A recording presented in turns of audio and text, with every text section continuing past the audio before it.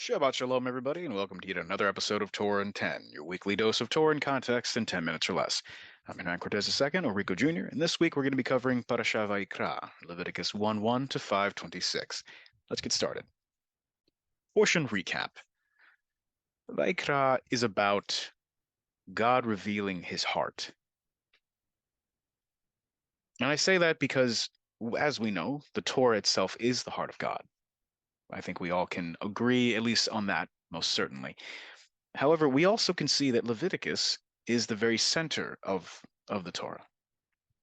It is the book that is not only at the center, but it starts and is nearly composed entirely of commandments and ways to live and what to avoid and how best to serve, how best to please, and how best to show faithfulness or show love to Hashem.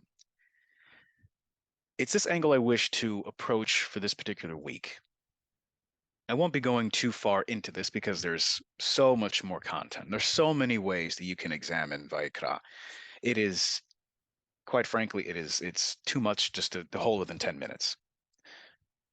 But as I was reading through Vayikra, we see from the very beginning that it starts with Hashem or God calling out to Moses. And the word calling out can be, it shows it translated in different ways. But the way that it clearly is being illustrated as it is as an invitation. Hashem is inviting Moses to draw near, to come close, that he may convey the way that he wishes to be honored, the way he wishes to be loved by the people.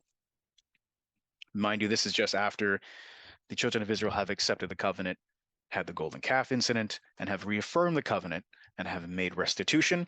And now their journey can continue on. And now we have this moment where Hashem now is going to outline how he wishes to be served in a more specific, granular way for the people's benefit.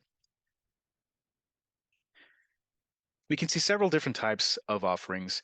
We have the ascending or the olah, the meal offerings or the mincha, the peace offerings, the shelamim, the sin, the chatat, and the guilt or the asham.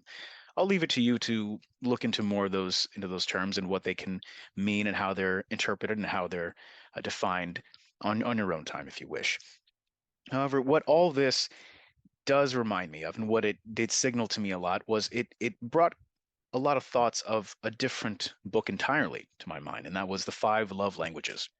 If you're not sure what the five love languages are, as a quick recap of those as well, we have the five basic elements that humans do share in terms of love and affection. We have differing levels of these, but that's not something we're really here to talk about.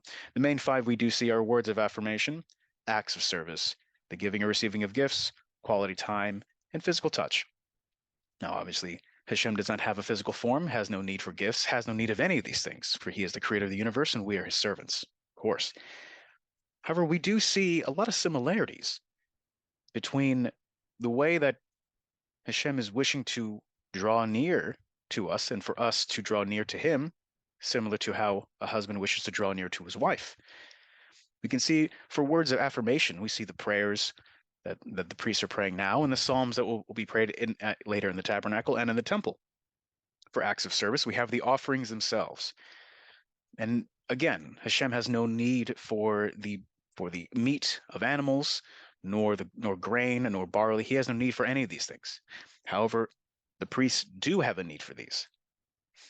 So the explicit mentioning in several parts of this portion that the remainder or the parts not fully consumed by fire to be given to the priests that they may eat is considered clearly an act of service not only to Hashem, but to Hashem's chosen few, the priests who have distinguished themselves as servants within the Mishkan, within the tabernacle. For gifts, we have the Olah offering, is a very clear distinction, a very clear example of what a gift, what Hashem feels is a proper gift to be given out of love and out of respect, along with first fruits as well.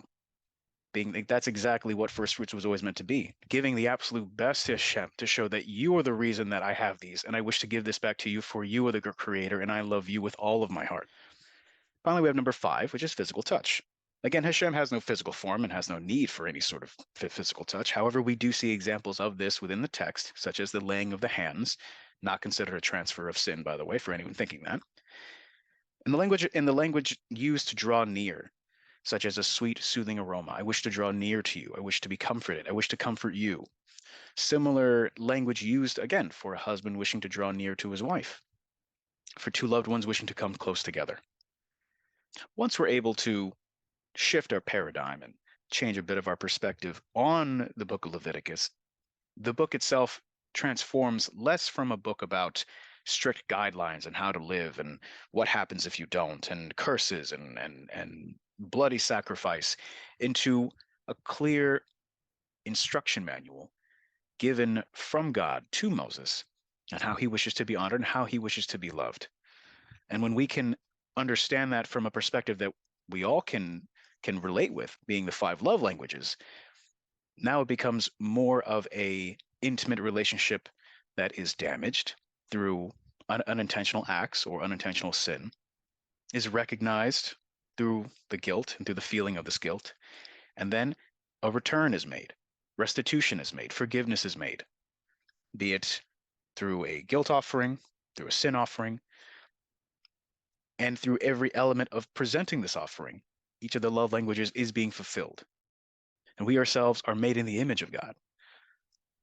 So why is it so impossible to think that through the book of Leviticus, through these offerings, through these commandments, it is Hashem showing how he wishes to draw near, how he wishes to be intimate, and how he wishes to love us, and how he wishes to be loved in a very clear way, which many other gods in the ancient Near East and many other religions were not nearly as clear and did not have the transparency that our God does. Within the events of Vayikra, God calls out to Moses and outlines the methods that are to be used when providing offerings. Moses is told to use specific animals for particular types of sins.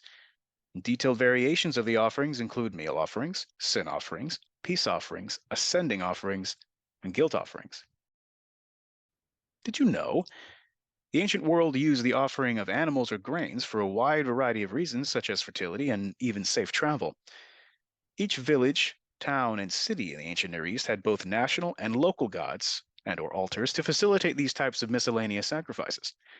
Priests in ancient Egypt would use leavened cakes sweetened with honey to feed their sacred animals, and would even include jars of honey as offerings to the dead. Question time. How many types of meal offerings were explicitly mentioned in this week's portion? What was the one condition which allowed honey to be permitted in the tabernacle? What elements of the animal-based offerings were never permitted to be eaten? Happy studying. Shabbat Shalom.